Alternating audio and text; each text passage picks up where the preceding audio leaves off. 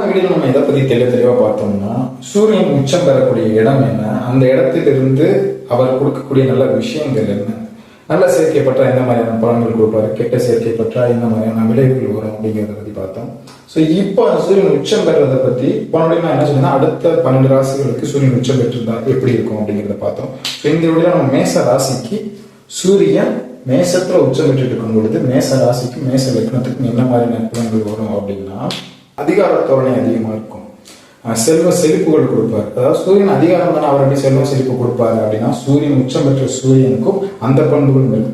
12 கிரகங்களுமே ஒரு ராசிக்காரர்களுக்கு ஒரு சரியான இடத்துல அமைஞ்சிட்டா அவர் அந்த கட்டத்தில் இருக்கக்கூடிய இடத்தை பொறுத்து எல்லா கிரகங்களுமே பணத்தையும் கொடுக்கும், செல்வத்தையும் கொடுக்கும், புகழையும் கொடுக்கும். கேது ஞானக்காரர். ஆனால் கேது நல்ல இடத்துல அமைஞ்சு நல்ல கிரகத்தோட பார்வை பட்டுருச்சுன்னா அவரே பணத்தை கொடுப்பாரு. ஞானத்தை கொடுக்கக்கூடிய கிரகம் எப்படி பணத்தை கொடுக்கும் அப்படின்னு அவர் நின்ற இடத்தின் விளைவுகள், அவர் பார்வை பெற்ற கிரகங்கள், அவர் இருக்கக்கூடிய வீட்டின் சூழ்நிலைகள், அவர் எந்த வீட்டில் இருக்காரோ அந்த வீட்டின் பகையா நட்பா அப்படிங்கிற எல்லா விஷயங்களும் வரும். ஸோ அதனாலதான் சொன்னேன், சூரியன் ஆட்சி அதிகாரம் இருந்தாலுமே அந்த ஆட்சி அதிகாரத்தின் மூலம் பணம் நம்மளை தேடி வரும். ஸோ ஒரு இடத்துக்கு போறாருன்னா அவர் தான் அங்கே பெரிய ஆளு அப்படிங்கிற ஒரு மிடுக்கு காட்டும் சூரியன் உச்சம் பெற்ற சூரியன் மேச ராசிக்கு. அவர் இங்க நின்று பேசுறாரு அப்படின்னு சொல்றோம்னா, அவங்க சூரியன் எப்பவுமே சூரியன் உச்சம் பெற்ற போது மிரட்டுவாங்க அப்படின்னு மிரட்ட வேண்டிய அவசியமே இருக்காது. சூரியன் உச்சம் பெற்ற ஒரு ஜாதகர் மேசத்துல உச்சம் பெற்ற ஒரு ஜாதகர் மேசராசியா இருக்கும் பட்சத்தில் அவர் ஒரு விஷயத்த சொல்றாரு அப்படின்னா, அவர் சொன்ன உடனே அதை ஏத்துக்கிட்டு சரி அப்படின்னு சொல்லிட்டு அந்த இடத்த விட்டு நகரக்கூடிய சூழ்நிலை அதிகமாக உருவாகும். அதாவது ஆணையற்ற இடத்துல இவர் இருப்பாரு, அதை கேட்டு நடக்கக்கூடிய இடத்துல மற்றவங்க இருப்பாங்க.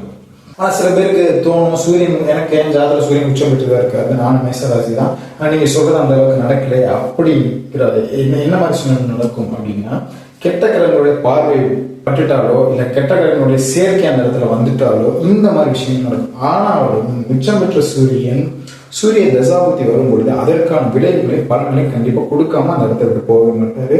அப்படின்னா உச்சம் பெற்ற சூரியனுக்கான விஷயங்கள் என்ன, உச்சம் பெற்ற சூரியன் உச்சம் பெற்றாலும் அதெல்லாம் நல்லது நடக்காதா அப்படின்னா, சூரிய தசாபுத்தி வரும் பொழுது, சூரிய தசையில சூரியனோட நட்பு புத்திகள் வரும் பொழுது, அது நல்ல இடத்துல என்று பார்க்கும்போது சூரியன் கெட்டதுல கெட்ட கிரகத்தோட சேர்க்கை பெற்று இருந்தாலுமே கெட்ட கிரகத்தோட பார்வை பெற்றிருந்தாலுமே சூரியன் உச்சம் பெற்ற சூரியனுக்கான பலன்களை மேசராசிக்கு கொடுத்துட்டு தான் போவாரு. அந்த இடத்தை விட்டு எந்த மாற்றமும் கிடையாது.